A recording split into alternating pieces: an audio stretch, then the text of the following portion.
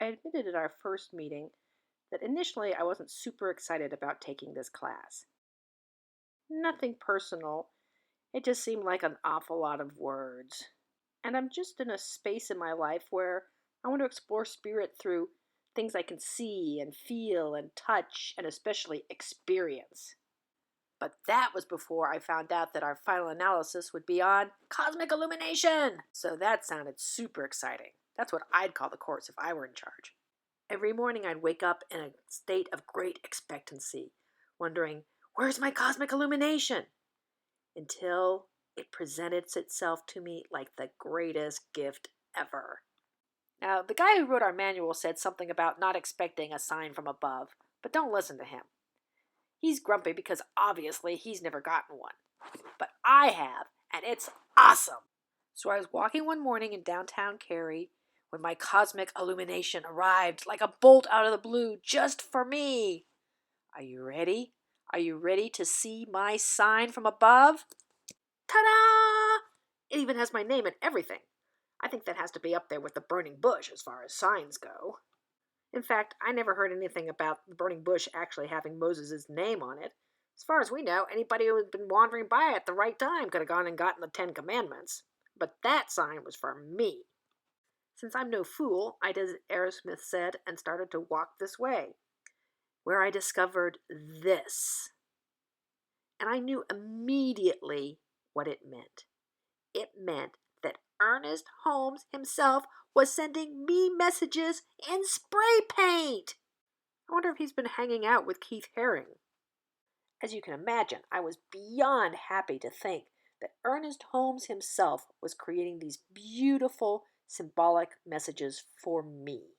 The man was taking time out of his cosmic poker game with Jesus and Buddha and Elvis just to give me his message in a form that I could best comprehend.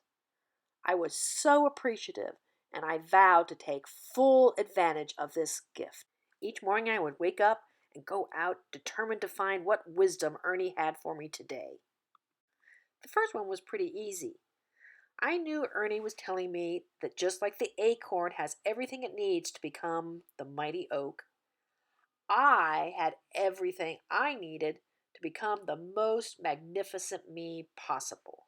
The next day, Ernie gently reminded me that I forgot to do my prosperity treatment that morning. How can I ever hope to attract the riches of my heart's desire if I don't practice consistently? The next day's reminder was the triune nature of life. This one stumped me for a bit. I figured it was Morse code, but when I looked it up, it said it was the letter K, which I didn't really get, until I found it also was the signal for start. Ernie was telling me, what are you waiting for? Start being your most magnificent you now. This day's message is that I can't look for demonstrations to increase my faith. It's my faith that generates the demonstrations. On this day, I think Ernie was just trying to combine pink and blue to create my favorite color, purple. It didn't really work, but I appreciated the effort. When I saw this, I knew Ernie was referring to my green chakra, my heart chakra. So I figured he was telling me to be more presence of love and kindness in the world. What I didn't realize is what he was really telling me is that in less than a month, my husband was going to have heart surgery. Thanks for the heads up, Ernie. One day after the surgery, when I was really struggling with helping my husband through this process, I saw this and I decided it meant Ernie says marvelous treatment. So thanks so much, Ernie. I really needed that affirmation that day. I could go on, but you get the picture. I'm just so blessed that Ernie took his message out of the books and onto the streets for me. Now every morning is another day, another adventure for Ernie and me.